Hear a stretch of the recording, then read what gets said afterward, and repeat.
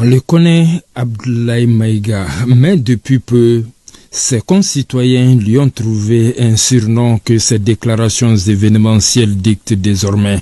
Le monde se souviendra qu'après avoir été abandonné en plein vol, le 10 juin 2021, que nous refusons tout amalgame au service de l'obscurantisme. Je répète.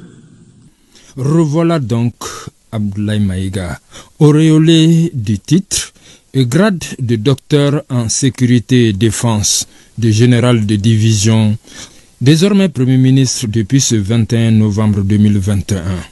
On le savait dans l'antichambre de ses fonctions de chef de l'administration malienne, puisqu'ayant été ministre d'État et même occupé le fauteuil du Premier ministre par intérim, expert en sécurité internationale et défense, en gestion des conflits et bonne gouvernance, droits de l'homme et droits humanitaires.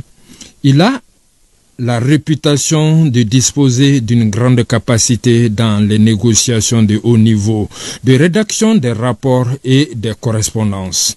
Autre préjugé favorable, l'instauration et le maintien des relations harmonieuses et apaisées de travail n'ont aucun secret pour lui.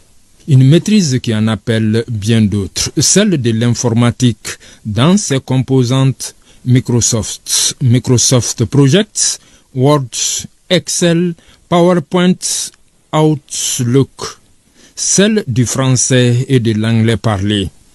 Le docteur en sécurité internationale et défense, aspirant docteur administration des affaires en management, des compétences appuyées de 3 masters 2 en droit de l'homme, droit international et humanitaire, en sécurité internationale et défense, en études stratégiques et politiques de défense.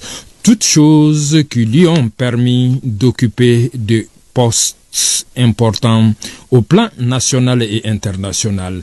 Officier de police des Nations Unies, MONUSCO en RDC, analyste alerte et prévention pour l'Union africaine, officier chargé de programme et analyste en charge du terrorisme, de l'extrémisme violent et de la sécurité maritime à la CEDEAO, membre du comité éditorial du journal de l'Union africaine pour la prévention et la lutte contre le terrorisme, entre autres. Statut faisant de lui un chargé de cours d'expérience dans de nombreuses écoles civiles et ou militaires, des mérites reconnus par des distinctions honorifiques, médaille des Nations Unies pour la MONUSCO, médaille de mérite militaire, chevalier puis commandeur de l'ordre national. Le militaire diplomate réputé fin négociateur n'ayant pas sa langue dans la poche, avec sa nouvelle casquette politique, saura-t-il faire l'alliage nécessaire pour relever les défis?